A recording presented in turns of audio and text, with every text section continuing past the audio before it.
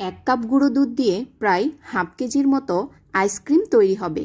আজকে আপনাদেরকে vanilla ice cream একদম পারফেক্টভাবে তৈরি করে দেখাবো। বাইরের কেনা আইসক্রিমের থেকে এর স্বাদ কোনো অংশেই কম হবে না।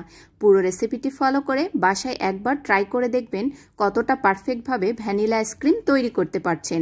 তো চলুন বেশি কথা না বলে আইসক্রিম তৈরিতে চলে যাই। আর যদি রেসিপিটি ভালো লাগে অবশ্যই বেশি বেশি শেয়ার করার অনুরোধ রইল।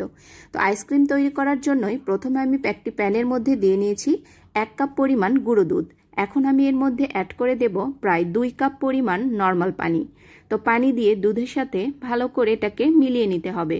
তো আমি এই পর্যায়ে চুলোটাকে এখনও জ্বালিয়ে নিইনি, এখন নাড়াচাড়া করে মিলিয়ে নিয়ে চুলা জালটাকে জ্বালিয়ে নিয়েছি।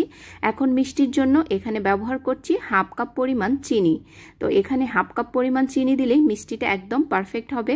এখন দুধটাকে আরও কিছুটা ঘন করার জন্য আমি এখানে 1 টেবিল চামচ পরিমাণ কর্নফ্লাওয়ার ব্যবহার করেছি। তো কর্নফ্লাওয়ারটাকে 2 টেবিল চামচ পানি দিয়ে গুলিয়ে নিয়ে দুধের মধ্যে দিয়ে অনবরত নেড়েচেড়ে দুধটাকে 5 মিনিটের মতো জাল করে নেব, যাতে দুধটা 2 কাপ থেকে 1.5 কাপে চলে আসে। তো দেখুন দুধটা অনেকটা ঘন হয়ে এসেছে। এই পর্যায়ে আমি চুলোটাকে বন্ধ করে দুধটাকে ঠান্ডা করে নিয়ে একটা বাটির মধ্যে ঢেলে নিচ্ছি। তো দুধটাকে অবশ্যই ঠান্ডা করার পরে একটা বাটির মধ্যে ঢেলে নিতে হবে। এরপর এর মধ্যে 1 টেবিল চামচ পরিমাণ ভ্যানিলা এসেন্স দিয়ে নিয়েছি, একদম পারফেক্ট দোকানের টেস্ট আসার জন্য। এখন ভালো করে নাড়াচাড়া করে মিশিয়ে নিতে হবে।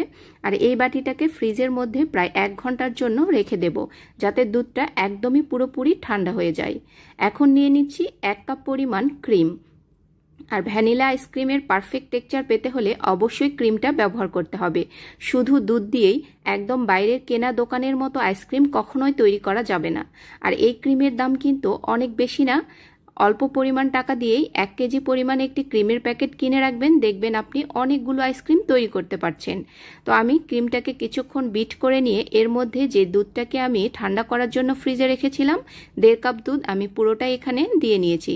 এখন এটাকে আরও 5 মিনিটের মতো এটাকে বিট করে নিয়েছি। তো দেখুন এটা অনেকটা ঘন হয়ে এসেছে।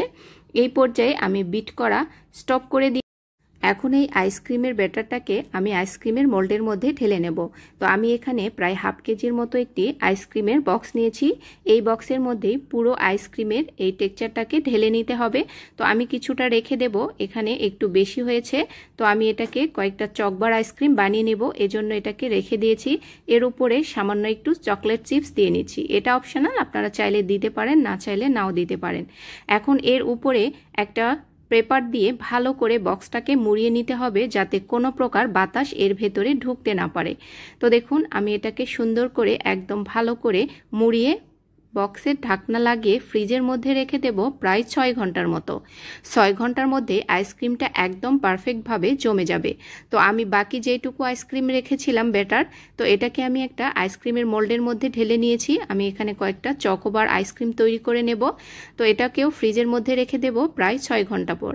তো 6 ঘন্টা পর আমি নিয়ে এসেছি আইসক্রিমের বাটি, আপনাদেরকে খুলে দেখাচ্ছি। দেখুন কতটা পারফেক্ট হয়েছে, একদমই দোকানের মতো হয়েছে। আর টেস্টটা এর কোনো অংশেই কম হবে না বাইরের কেনা আইসক্রিম থেকে।